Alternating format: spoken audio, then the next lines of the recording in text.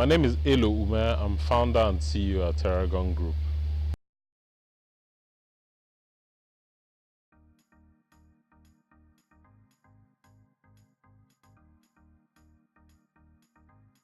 So the challenges, there are a lot of challenges starting a business in Africa.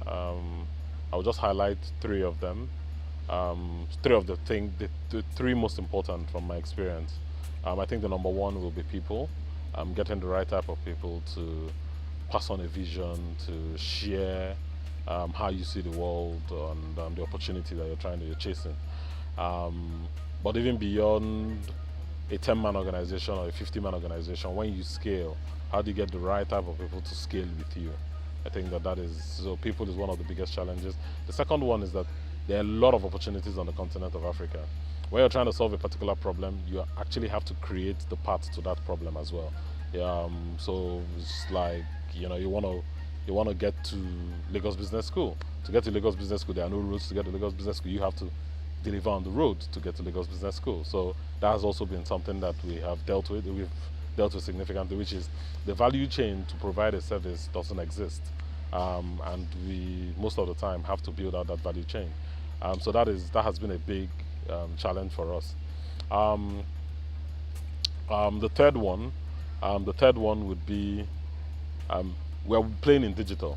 And to play in digital, you are dealing with a lot of stumbling blocks. There's significant knowledge gaps. This kind of like connects back to the problem of people. However, it's not that is not the problem here. It's more of how the blockade to innovation. Why people are very comfortable, this is the way things have been going. How do we, why do we need to change to do it in a different way?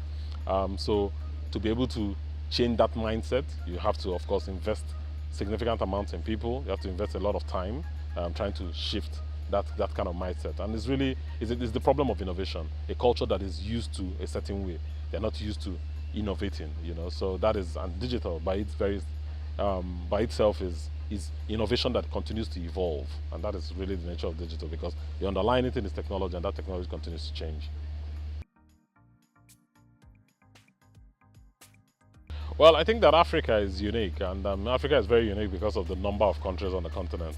We are today in 3 other markets outside of Nigeria.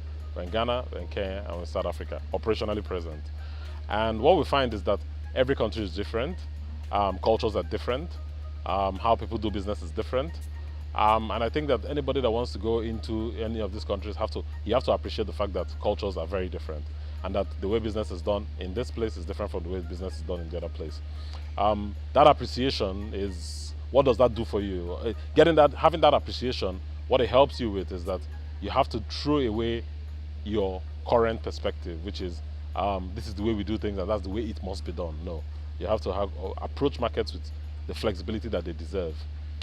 So a key to that is, if you want to have that flexibility, you have to be patient. You can't go into markets and think that you're going to have an overnight success. In some of the markets we've gone into, our timeline to reach break-even, timeline to reach profitability varies and varies significantly. So the fact that we come into Nigeria and we're able to hit this in a very short time is not the same as in other markets. So I think it's super important to be patient, to appreciate the local context. And then the third one will be, you have to solve problems to the reality of the market. So the problem you're solving in Nigeria is going to be different. Even if it's the same business, everything is going to be different from how you solve that same problem in Ghana, which is 40 minutes by air from Nigeria. So that localization effort is also super important. So those will be the 3 things. If we didn't believe it, we wouldn't be in this business. And that's the reality. I think that digitalization is going to become a way of life. I think that if the internet is going to become pervasive, then the opportunity around digital transformation, around all the different components of digital is going to become a big part of what we do. And how we are able to adapt the current styles, the current systems, the current cultures, and to accommodate that digitalization, I think is super important. I think 15 years out, many people didn't have mobile devices. Today, people who are 70 and more than 70-year-old have smartphones, and they're using mobile banking apps on those smartphones. That's something that they would have done by going to the bank before. So is it going to be fully digitalized if the 70-year-old plus, and that is just 30% of the population, are doing it or are catching on to it? Then the 70%, which is under 25, would definitely catch on. And that's why we're in the business.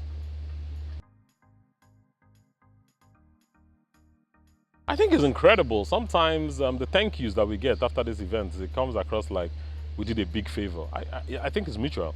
I think they come into Lagos Business School, I learn a lot.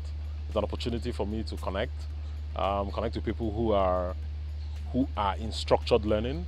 So the way they think is different from the guy who is in the office.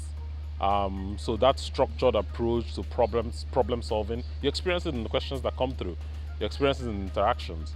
And for me, it's a big thing. And also, it also gives, it reflects on the quality of the students here.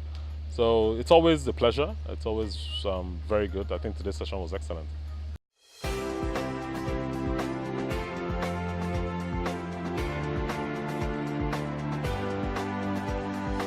Lagos Business School, Pan-Atlantic University.